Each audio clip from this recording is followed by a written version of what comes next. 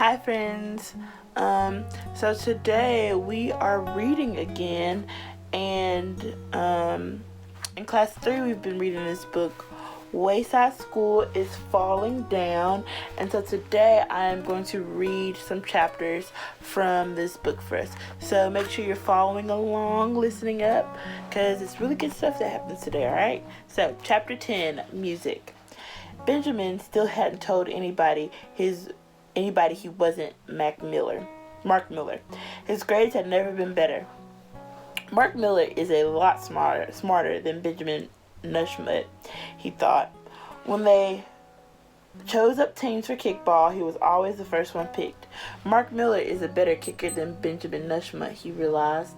The girls in the class liked him too. Mark Miller is better looking than Benjamin Nushmut, he decided. But unfortunately, he knew he had to tell Mrs. Jules his real name. He sighed, then slowly raised his hand. Mrs. Jules gave him a tambourine. He had been so busy thinking about his problem, he hadn't noticed that Mrs. Jules was passing out musical instruments. She had just asked who would like the tambourine, so when he raised his hand, she gave it to him. Who would like the triangle? Asked Mrs. Jules. Joe raised his hand, and Mrs. Jules gave it to him. Why is it called a triangle? Asked Joe. I don't know, said Mrs. Jules. Maybe because it's shaped like a triangle, suggested John. No, that can't be it, said Mrs. Jules. Then the tambourine would have to be called a circle. Maybe it was invented by a person named Joe Triangle, said Rondi. That's probably it, said Mrs. Jules. She held up the next instrument. It was a glockenspiel. Who would like the glockenspiel? She asked. Shari raised her hand. Nobody asked why it was called a glockenspiel. It was obvious.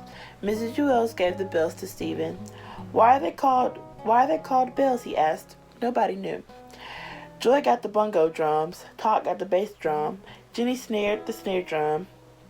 And Leslie, got the kettle drum. When they banged on them, it hurt everybody else's eardrum. Mrs. Jules gave one cymbal to Calvin and the other cymbal to BB. JJ got the gong. The three Erics got kazoos. Mrs. Jules shouted, Uno, dos, tres, cuatro. The kids all played their instruments. They shook, rattled, rocked, and rolled. Joy bonged her bongos. DJ gonged his gong. Shari glockened her glockenspiel. Stephen jingled his bells. Calvin and BB slapped their cymbals together, and Joe's triangle went ting, but something didn't sound right. What's wrong, Mark? Mrs. Jules shouted over the music. Why aren't you playing the tambourine?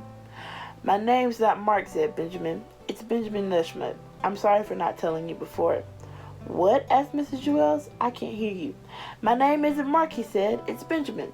Louder, said Mrs. Jules. So everyone played louder. Tot bashed his bass drum, Leslie cooked on her kettle drum, Calvin and BB crashed their cymbals together, and Joe's triangle went ting. Mrs. Jules put her hand to her ear. Louder, she said. So everybody played louder. DJ kabonged his gong. Joey chahoned her bongos. Paul splacked his castanets. Jenny spaghettied her snare drum. Calvin and BB whammered their cymbals, and Joey's triangle went ting. My name's not Benjamin Nushmut, hollered Benjamin Nushmut. Louder, yelled Mrs. Jules. Everybody played louder. The three Erics screamed into their kazoos. Calvin and BB ran to opposite sides of the room with their cymbals, then charged towards each other. Suddenly the door flew open, and a man entered. Benjamin had never seen him before. The whole class became very quiet. It was Mr. Kidswatt, the principal. Calvin and BB screeched to a halt just in time. Their cymbals were less than an inch apart. Is something the matter, Mr. Kidswatt? Said Mrs. Jules. Several teachers have complained about your music, said Mr. Kidswatt. Their students are having trouble hearing. I understand, said Mrs. Jules. Good, said Mr. Kidswatt. He walked out of the room. Okay, you heard, Mr. Kidswatt, said Mrs. Jules. We'll have to play it louder so everybody can hear it. Uno, dos, tres, cuatro. They shook, rattled, rocked, and rolled. Benjamin flammed his tambourine. Excellent, Mark, shouted Mrs. Jules. He smiled. He had never played solo before. Mark Miller is a better musician than Benjamin Nushmut, he thought. Alright, and that was the end of chapter 10. And we see how Benjamin has this secret identity, and he tried to tell his teacher that he wasn't Mark Miller, that he was actually Benjamin Nushmut, but nobody could hear him because of the really loud music that was playing. So we got to keep reading to see what continues to happen. Alright, it's time to start chapter 11 of Wayside School is Falling Down. So here's chapter 11. Kathy and DJ. Down on the playground, Kathy was singing her favorite song.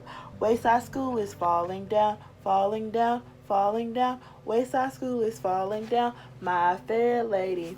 Kids go sweat as they hit the ground, hit the ground, hit the ground. Kids go sweat as they hit the ground, my fair lady. DJ was walking across the playground with his head down. Hey, Dr. Jolly, said Lewis. Lewis called DJ Dr. Jolly because he was always smiling. But now DJ's smile was upside down. He looked up at Lewis. Lewis had never seen such a sad face. What's wrong? He asked. DJ just shook his head and then looked back down at the ground and sadly walked away. Lewis felt like crying. Hey, Lewis, what's wrong with DJ? Asked Ron. He's so sad, said Dee Dee. I don't know, said Lewis, shaking his head. Hey, you guys want to play kickball? No thanks, said Dee Dee. I can't have fun when DJ is unhappy. Me either, said Ron. Across the playground, all the children quit their games when they saw DJ. Nobody could have fun when DJ looked so sad, except Kathy. She sang, broken bones and blood and gore, blood and gore, blood and gore, broken bones and blood and gore, my fair lady. We don't have no school no more, school no more, school no more. We don't have no school no more, my fair lady. The bell rang. DJ sadly looked up at the school and sighed. Hey, Deej, snap out of it, said Myron. DJ stared through his friend. You want to walk up the stairs with us, Dojo? Asked Damon.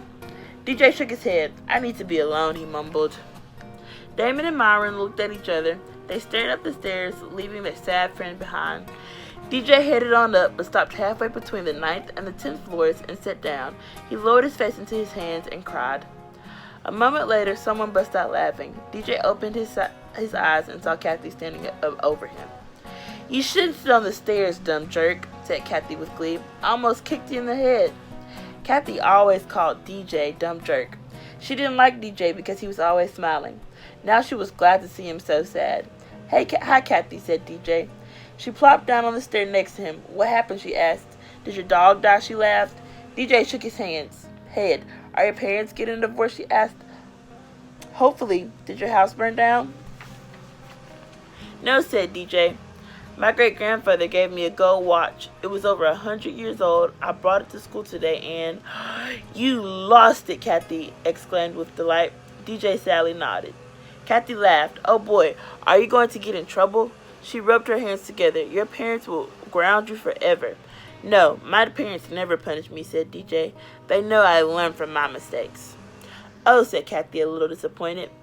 But your grandfather will hate you, she said, and he'll never give you another present for the rest of your life, not even for your birthday. No, he loves me no matter what I do, said DJ. He likes people, not things. Again, Kathy was disappointed. But the watch was worth a lot of money, she tried, and you'll have to pay for it out of your own allowance.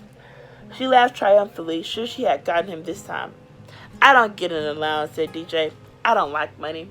Kathy frowned. Still, she knew there had to be some reason why he was sad about losing the watch. You'll never know what time it is, she squawked. So, asked DJ, time isn't real. Kathy didn't know what DJ meant by that, but she didn't care. Well, if you don't know what time it is, she told him, you'll miss all your favorite television shows. I don't have a favorite television show, said DJ. I never watch television. He thought a moment. I'm not sure if we have a TV in our house or not. Maybe there's one in the closet somewhere. Kathy glared at him. Well, then how come you're so sad you lost that dumb watch, she demanded. I'm afraid a bird might think it's food and choke on it, said DJ. Is that all? Shrieked Kathy. DJ smiled. I guess you're right, he said. A bird probably wouldn't choke. In fact, maybe he could use it to make a nest. I hope so. Don't you?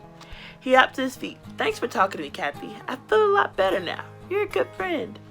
He hurried up to Mrs. Jewell's room, taking the stairs 2 and 3 at a time, and DJ smile turned up. Kathy's smile turned down. She followed up after him, grumbling to herself. He doesn't like money. He doesn't worry about time. He never watches television. Why is he always so happy? Everyone in Miss Jewell's class cheered when they saw DJ enter the room smiling. Kathy walked in behind him frowning. Mrs. Jewell was getting ready to show a movie. She gave DJ a piece of black construction paper. Hey, look, exclaimed Myron. Otley found a watch. Otley, the bird, dropped the watch on the window sill. Kathy couldn't believe it. It's DJ, she gripped. Myron gave the watch to DJ. Here, you can have it, Kathy, said DJ with a big smile. It's worth a lot of money. And this way, you won't miss any of your favorite television shows. Kathy took the watch from him and put it around her wrist. It'll probably make my skin turn green, she groused. Mrs. Jewell started the movie projector. Stephen turned off the lights. Damon pulled down the shades. DJ held the piece of black construction paper under his nose because his smile was so bright. Alright, that was a really sweet chapter. Chapter 11 was really good, and I think it highlights on that, even though we have all this stuff, I think DJ learned to cherish people and time, cherish people above things and possessions and all those things, which is a good lesson for us all to learn. Okay? Alright, so see you next time. Bye. Alright, so now we are going to read chapter 12 of Wayside School is Falling Down. Remember from our last chapter we talked about how Kathy and DJ were talking and DJ lost a watch. And then he found it later on, but we learned that DJ just cherishes people in life so much above worldly possessions. So we're going to dive into chapter 12 now. And it's called Pencils. Chapter 12 is called Pencils. So it says, Jason borrowed a pencil from Allison. When he gave it back to her, it was full of teeth marks. Allison held the pencil by its point. Yuck, she said. You chewed on it. Jason felt awful. It is very embarrassing to borrow someone's pencil and then chew on it. Sorry, he said. I didn't do it on purpose. You can keep it, said Allison. She dropped the pencil on Jason's desk, then raised her hand. Mrs. Jewell, can I go to the bathroom? I have to wash my hands. Jason slobbered all over my pencil. Everybody laughed. Jason turned red. I'm sorry, Allison, he said. I know it's a disgusting habit. I just can't help it. Don't let Jason touch any of my books, said Allison as she headed out of the room. He might eat them. Everyone laughed again. Here, you can eat my book, Jason, said Todd. I don't like it anyway. Miss Jewell made Todd write his name on the blackboard under the word discipline. Jason was so mad at himself, he broke the chewed up pencil to bits. That wasn't a smart thing to do. Everybody, take out a pencil and a piece of paper, said Mrs. Jewell. It's time for our spelling test. Jason slapped himself on the forehead. I'm so stupid, he thought. Rondi, may I borrow a pencil, please? He asked. Rondi made a face. All my pencils are new, she said. How do I know you won't eat it? I won't, said Jason. I promise. You better not, said Rondi. She gave him one of her pencils. It was new and freshly sharpened, and Jason liked the way it smelled. The first word is orchestra, said Mrs. Jewell. Jason tried to remember how to spell orchestra. He stuck the back of the pencil in his mouth. Second word, garbanzo. Jason chewed on the eraser. When the spelling test was over, Rondi's pencil was worse than Allison's. Jason looked at it in horror. He didn't even remember chewing on it. Oh no, he thought. What am I going to do? He stuck it inside his desk. Jason, may I have my pencil back, please, said Rondi. What pencil? Asked Jason. The one I lent to you, said Rondi. Jason opened his desk and pretended to look for it. I don't know where it is, he said. Mrs. Jewell, Jason stole my pencil, called Rondi. Jason, give Rondi back her pencil, said Mrs. Jewell. He gave it to her. You chewed on it, exclaimed Rondi. Everybody laughed. No, I didn't, said Jason. Those are your teeth marks. How can they be my teeth marks? Asked Rondi. She smiled. She was missing her 2 front teeth. So, said Jason, you don't chew pencils with your front teeth. You chew them with your back teeth. How do you know? Asked Rondi. Said Jason. Mrs. Jewels made Jason write his name on the board under the word discipline because he chewed Rondi's pencil, then lied about it, and try not to eat the chalk, she said. Everyone laughed. Rondi threw the chewed up pencil out the window. It hit Lewis on the head. Mrs. Jewels gave Damon a stack of worksheets and asked him to pass them out. They contained arithmetic problems. Jason had to borrow another pencil. Allison, may I borrow another pencil, please? He asked.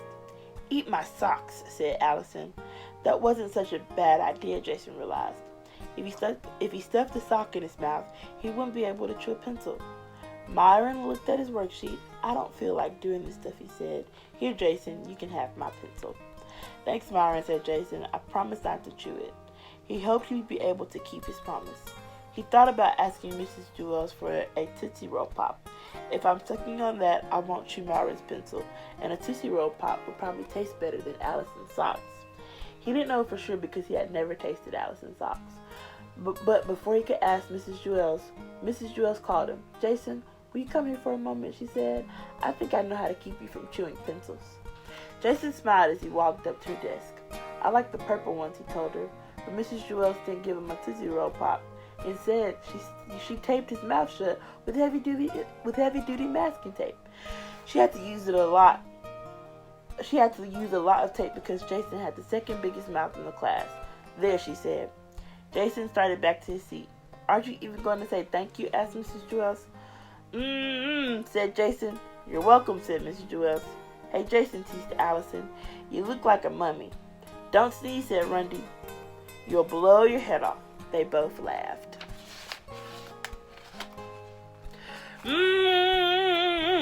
Jason said back to them, it was a very bad thing to say. He wasn't supposed to use words like that. You better not pull that tape off, said Rondi. You might rip off your limbs. They both laughed again. Jason had never been more embarrassed in his whole life. His ears burned as he set to work on the arithmetic problems. They were tough problems. Several times the pencil crashed against the tape, but the tape held firm. Mrs. Jewels was very proud of herself. Not only did the tape protect Myron's pencil, but Mrs. Jewels also noticed that Jason was quieter than he'd ever been. I should tape all their mouths shut, she thought. Then they'd all be so nice and quiet. It was such a good idea, she wondered why no other teacher had ever thought of it. All right, and that's the end of chapter 12 of Wayside School is Falling Down.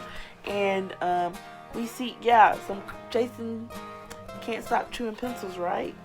And then he borrowed several of them from other people, and he was still chewing the eraser until his teacher did what? That's right, she taped his mouth shut, and that made him be quiet and focus on his work and all these other things. So, yep, that's what happened in chapter 12 of Wayside School Story. I'll see you guys next time. Bye.